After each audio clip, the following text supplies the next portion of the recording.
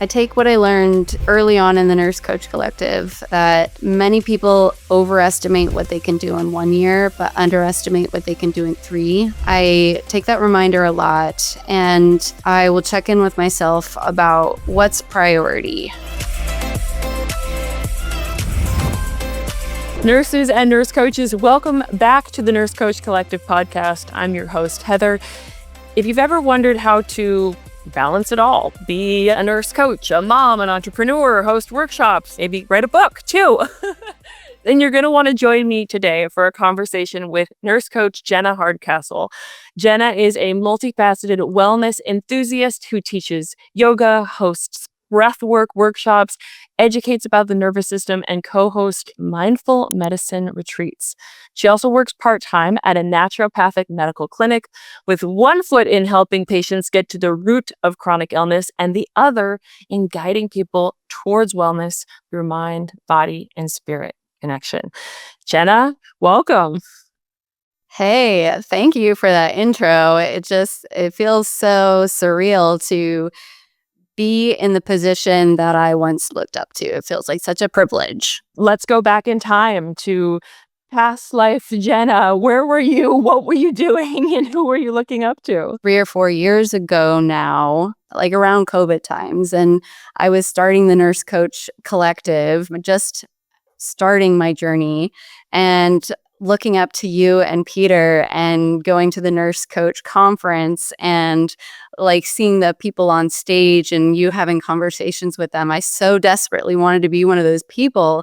And now here I am having a conversation with you on a podcast. I remember that evening very clearly. It was after we had a big bonfire and standing by the fire with you and just being like, there's something more here. I'm made for something bigger. We're going to be connecting deeper. So it certainly took us long enough to get this scheduled, which is entirely my fault and my busy life and schedule. But I'm super grateful that we now have the chance to get to be here and really learn about like what your journey has been like since then, because you've had years now to let nurse coaching kind of unfold in the way that it has for you, while simultaneously doing lots of other cool stuff. Like when I read your introduction there, I think of how many nurses listening to that, like you're the person that they are wanting to look up to and wanting to be like, because so many people come in and they're like, well, I have all of these interests and passions and ideas.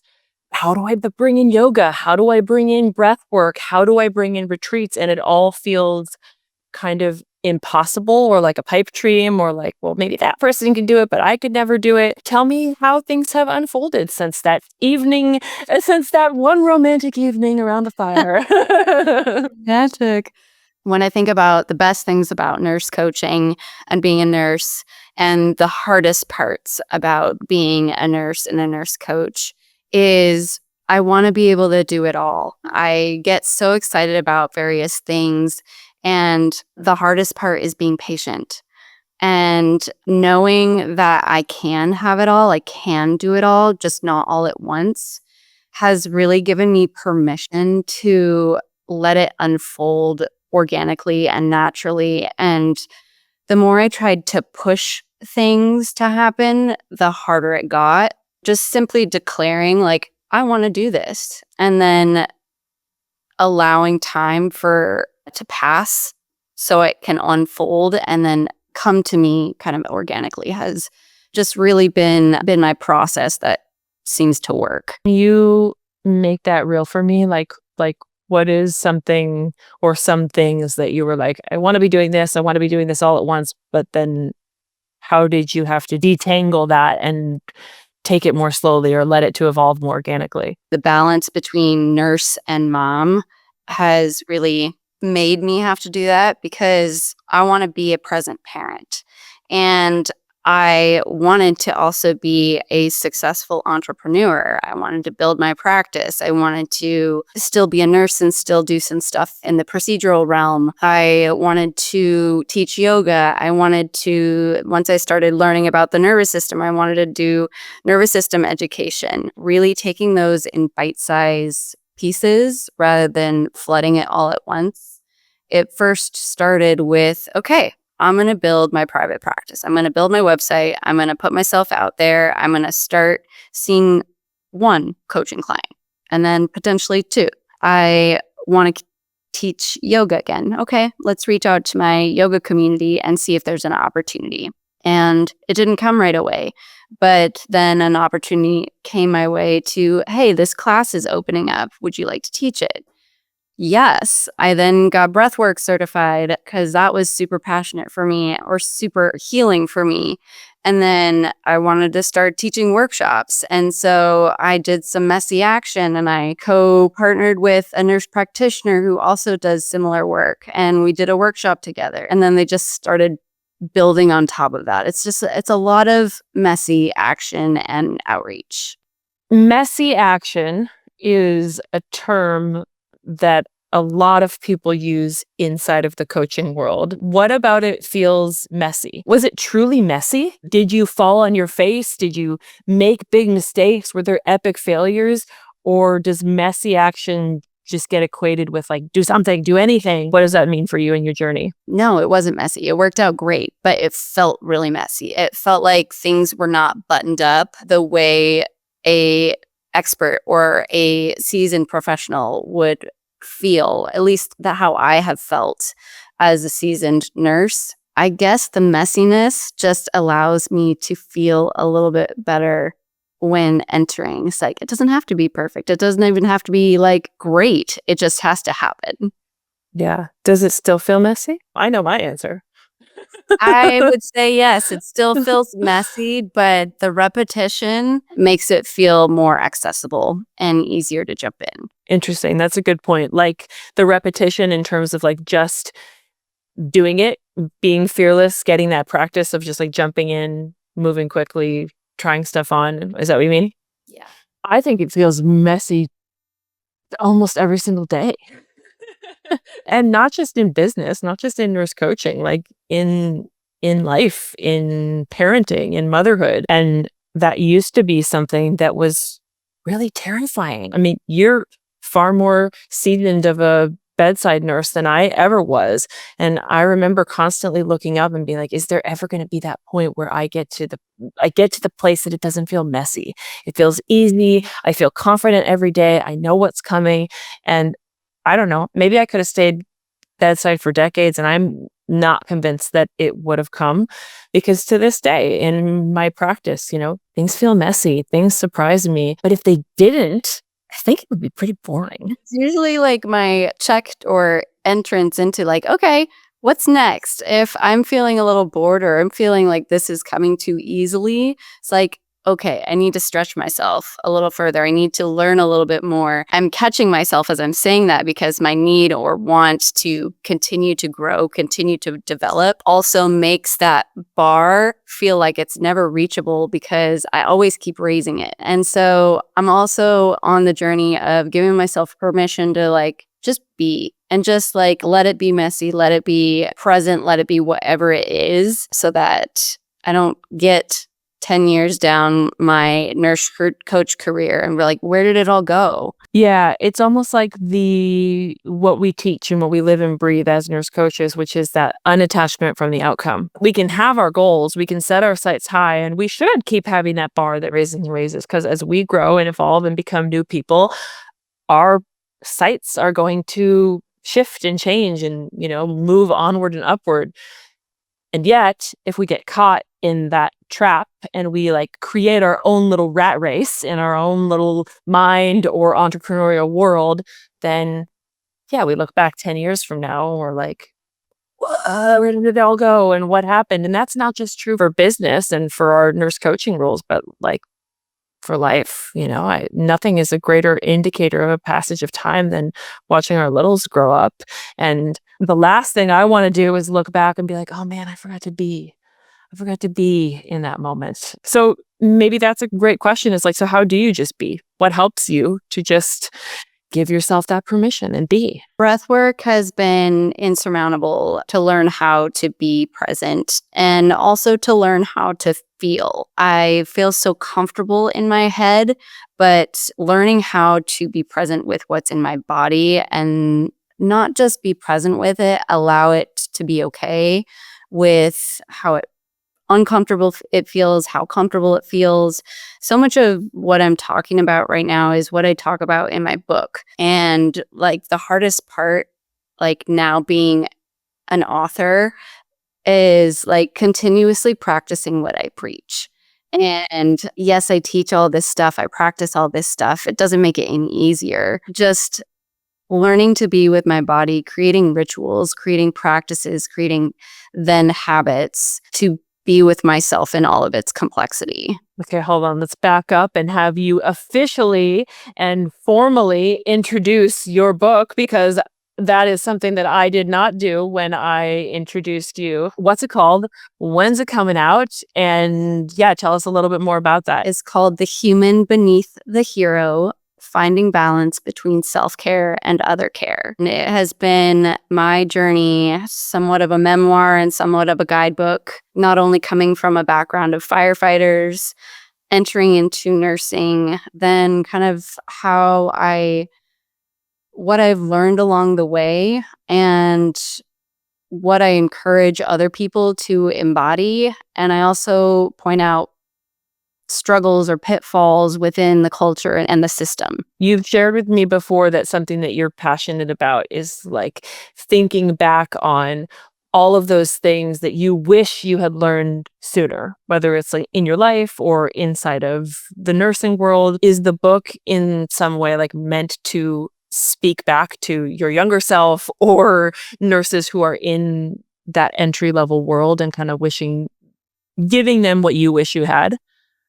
Yeah, I mean, so much comes from a Brene Brown quote, and that the lessons we learned or the struggles we learn along the way eventually become the guidebook. And so I think about on my journey, how many self-development books I've read, how many courses I've taken, so many frustrations along the way. First, when I became a nurse, and then I became a yoga teacher. It's like, why didn't they teach us this stuff in nursing school?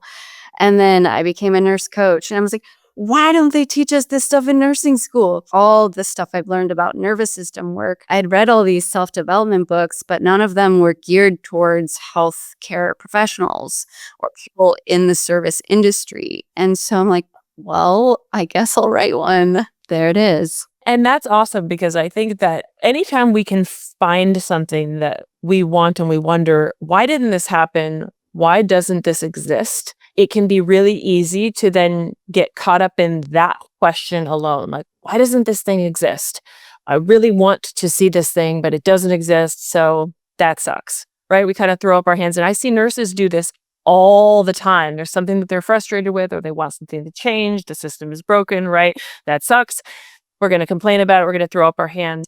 And one of the beautiful things about so many nurse coaches in our community is that when we see something that doesn't exist, that should exist, and we're asking that question over and over again, we recognize that the solution is, guess I'm going to go make that thing. Guess I'm going to go create that thing. Whether that is writing a book or creating that workshop or creating that community, right? The one that you want to be a part of, but why doesn't it exist? Oh, I guess I have to create it. I'm going to create it for myself. So I think that is so awesome, Jenna. And I hope you feel incredibly proud of yourself, because writing a book is no small feat, my friend.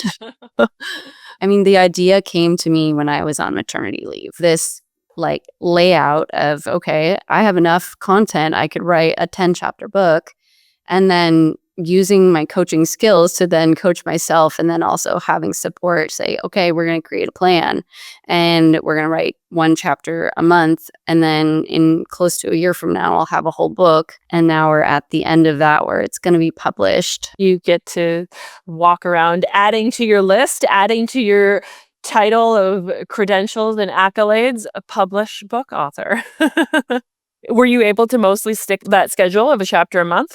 I was able to give myself some space. Like, okay, sometimes I'm not going to write 1 in a month. Sometimes I'll write 2. But really holding myself accountable by sharing it to other people. Oh, hey, I'm writing a book. And then, okay, now I got to own up to that. Now I got to actually write it if I'm sharing it out into the world.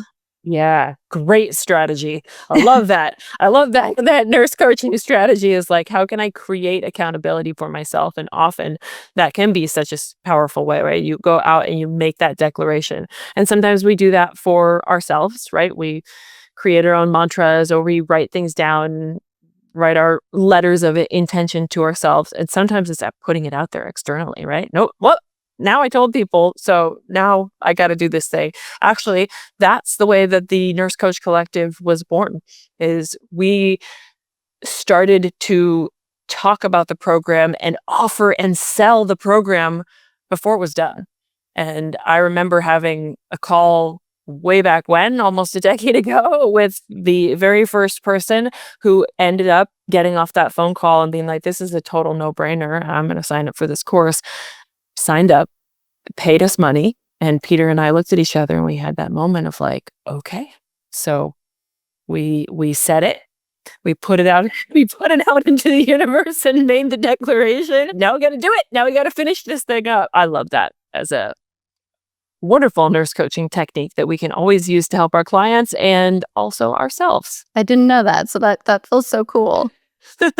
Yeah. And it's actually been a really great thing to remember in every stage of my life and my practice, which is like, I can be the thing before I've done the thing. Talk about being a book author before I've actually written the book. That's part of making it come to fruition. I can start selling the retreat and talking to people about how amazing it's going to be before I've paid the deposit and booked the spot. And sometimes those things are really important to do because you need that external validation or that security, right? To know, yeah, this is really going to be worth my investment of time and energy and resources to do that. So I'm sure I could think of other things, but not just with the course. And it was a coach actually of Peter's, a coach that Peter was working with at the time, who gave him that permission to do that and said, it doesn't have to be completely done before you start talking about it and putting it out there. And we're like, it doesn't. Total mindset shift. Thank you very much. I love that so much. Another vivid memory I have is being outside of the cafeteria at that first Nurse Coach Collective retreat. And you came and you said, one of my goals is to be bold and to be brave. And that was an intention that I set. And you were like, so I'm going to do that. And I sit down and have lunch with you. And I don't know how you felt at that time, but I was like, hell yeah, you can. Sit down. Let's have lunch. Were you pregnant at that time? Where were you in your motherhood journey? There was My something first going on there. was 2, and I was contemplating having another one.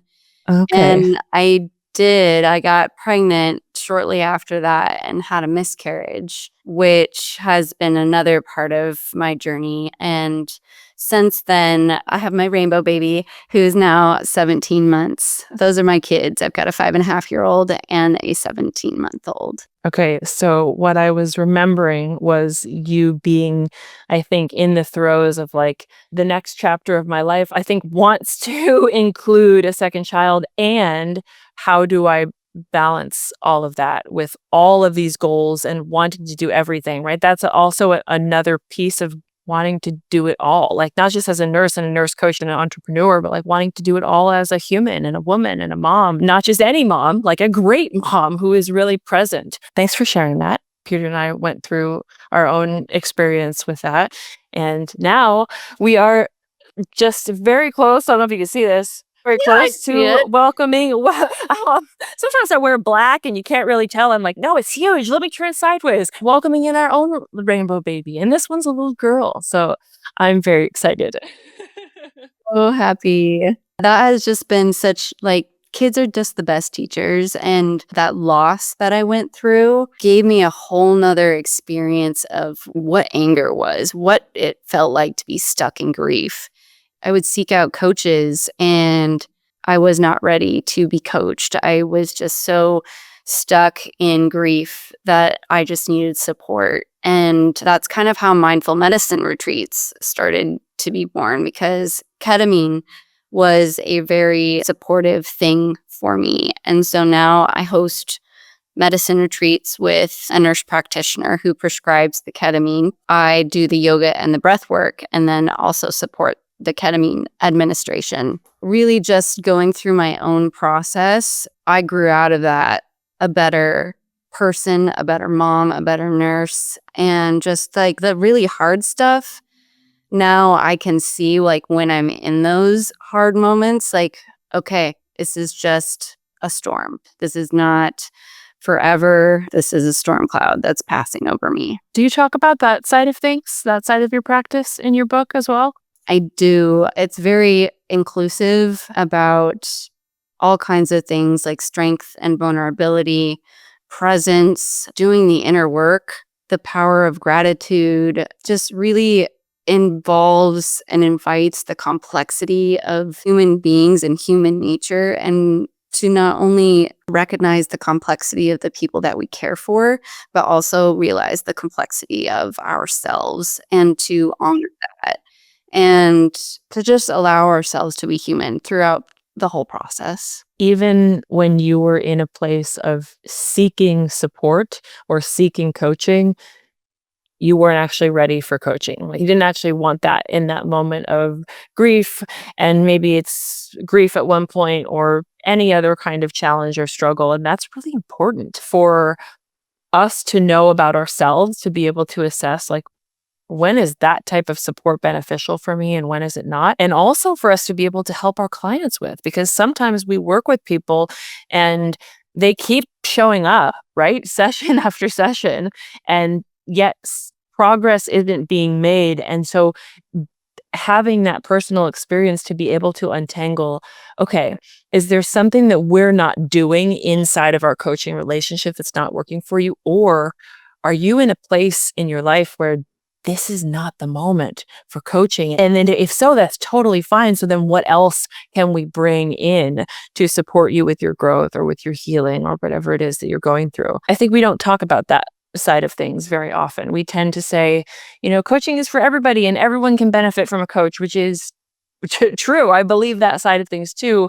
But again, not all the time, right? Not all the time in every instance. Well, I'm really excited to read your book, read more about that side of things, especially so when I read that piece and I was introducing you of that mindful medicine retreats, the language of it sounds so cool to me. I'm like, oh, people are going to be really interested in that. But then also like, question mark, what exactly does that mean? So partnering with you said with a nurse practitioner who has the prescribing rights to be able to utilize ketamine, but then also your side of things is implementing is it facilitation with that as well? Or is it the coaching? And then you said the yoga and the breath work. Build it out for me a little bit so I could understand somebody's kind of complete experience going through that kind of a program. I never wanted to do things on my own. I've always wanted to co-partner, facilitate. And so meeting this nurse practitioner, we have very similar passions about mental health, physical health, the use of supportive psychedelics like ketamine. So we created this retreat where it includes all of the things. It includes mindfulness, and it also includes medicine. So I teach the yoga, I teach breathwork facilitation, and then at the end or the last part of the retreat is the ketamine. So you've prepared your body, you've prepared your mind, and then you receive the medicine, and then you enter into that medicine realm. And then afterwards, we do integration. And so really bringing voice to their experience, making meaning of it, and then creating action steps to take those lessons that are learned in the retreat into your everyday life. What are some of the reasons why somebody would seek out a retreat and an experience like that? And is it usually something that they will go and have that experience with you and your co-partner once, or is it more of a repetition throughout the weeks, months, years? So we currently offer it twice a year, but that doesn't mean they can't have like support in between, but the actual retreat, like going to Leavenworth to have a full experience, a 3-day retreat, is only offered so frequently. But somebody might enter this into, or they might go into this retreat if they are just kind of burnt out on life. They're maybe teetering on that anxiety, depression, burnout, overwhelm. They're looking for something different. They want to find like-minded people who are curious about what it means to expand their consciousness, their confidence, their many types of things. And also, like, ketamine is a prescription medicine. It can be used to therapeutically treat or support anxiety, depression, PTSD. One of the people that we've supported, like, we helped them get off their antidepressants. And that's just like so cool for me to like know that we've created this environment for people to go and attend and just really be human. I think this is fascinating, and the new like research and science out there, actually a lot of it isn't that new, but it's coming to the forefront now, is so fascinating. And the idea is pretty foreign for people. Like the idea of using a substance to get off of other substances is foreign.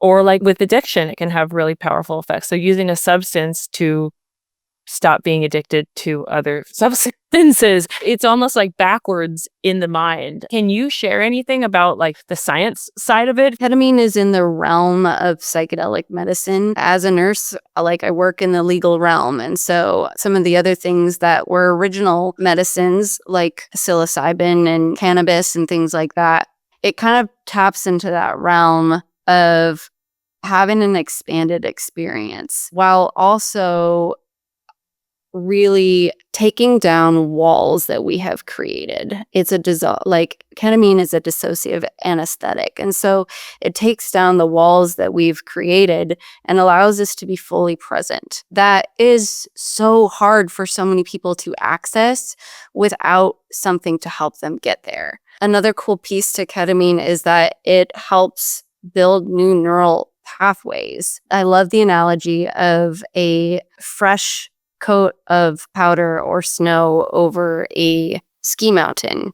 The slopes that you have created, the pathways or the grooves that are your default, you then lay a fresh coat of powder of those, and then you can create new ones. And so using the medicine to support that can help you create new lifestyle habits, new belief systems to then get off of things like antidepressants that you have used to mask or dull those symptoms. I really appreciate that analogy because it's so true. If there is a path in front of you that is seen, that is known, that is habituated, we take it every single time. And our brain and the wiring is so different when the path is laid out. And that's why we get caught so often in our own mental, emotional, spiritual loops, and they're so hard to get out of. So that makes a lot of sense now. It's like, it goes back to what you shared earlier, which is like this season of my life is about permission to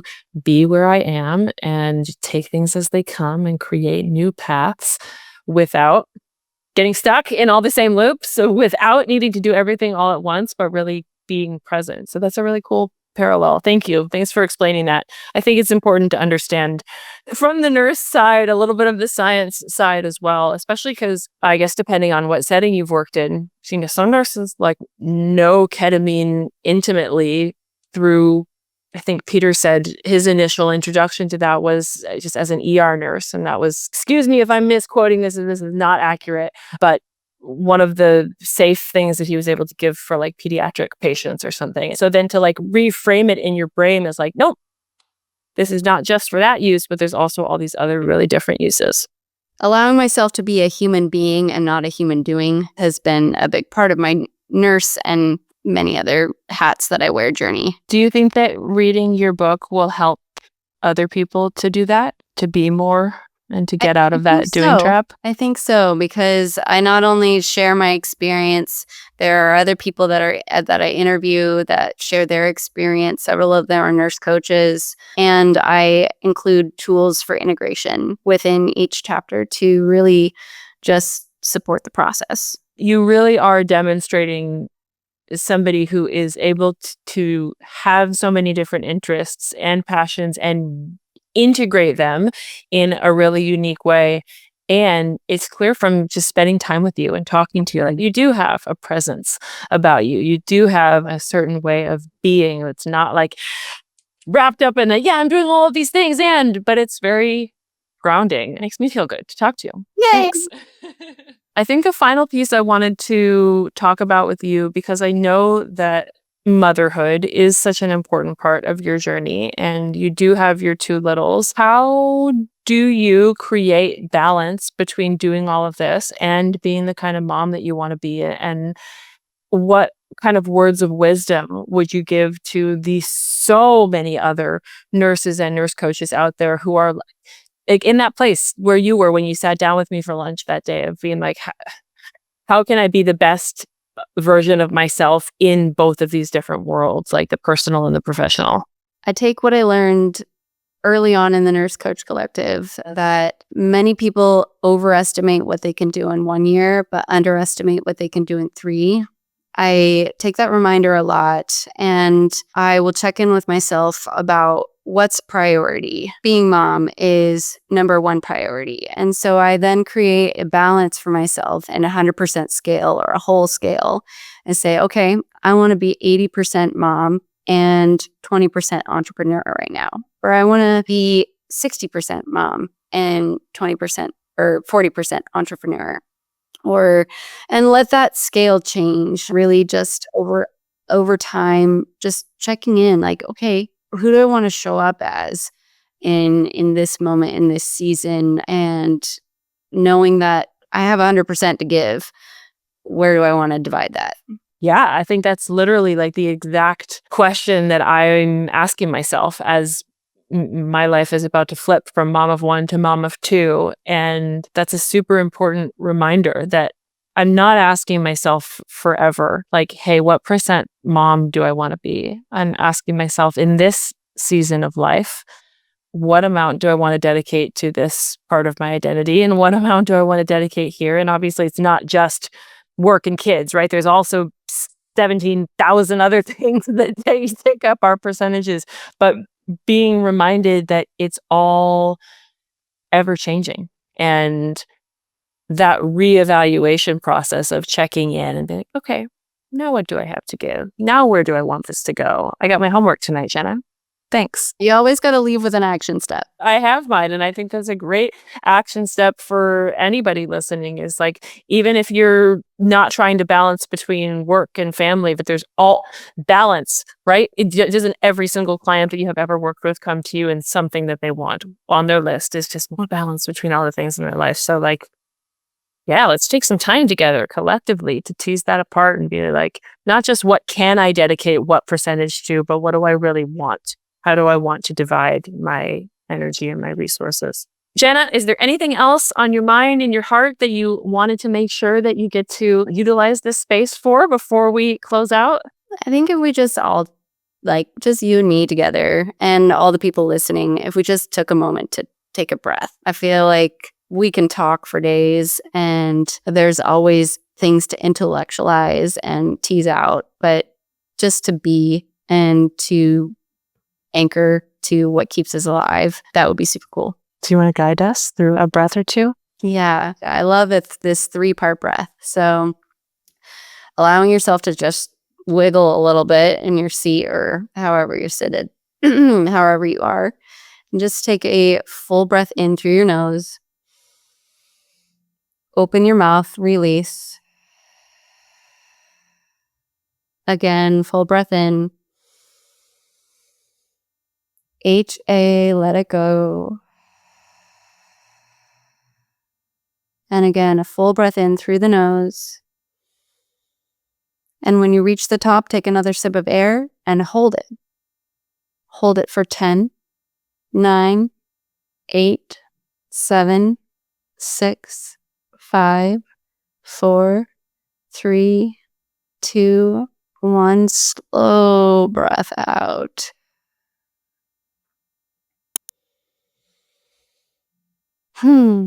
Thank you. Awesome, Jenna. Thank you. And on behalf of everyone that you have just gifted that moment of stillness and presence to, Thank you again. Jenna Hardcastle, everyone, incredible nurse coach and author of the very soon to be published book, The Human Beneath the Hero. If you are interested in learning more about all of the incredible work that she does and what she's been up to and will be up to next, we'll include all of her links inside of the show notes. Jenna, thank you. Thank you, Heather. So nice to see you.